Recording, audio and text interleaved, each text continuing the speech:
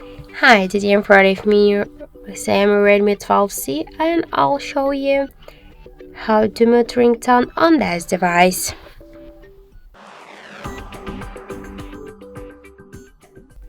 So first open the settings application and then tap to the sound and vibration.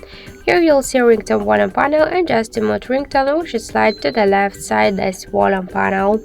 Also we get one more way how we can do that. Just press up or down volume button, then click here to these three dots and slide to the down this volume panel to mute it. So this is the middle volume panel, this is the ringtone one, so we should slide it with our finger. So that's it, thank you for watching, and if you find this video helpful, don't forget to leave a like, comment and to subscribe our channel.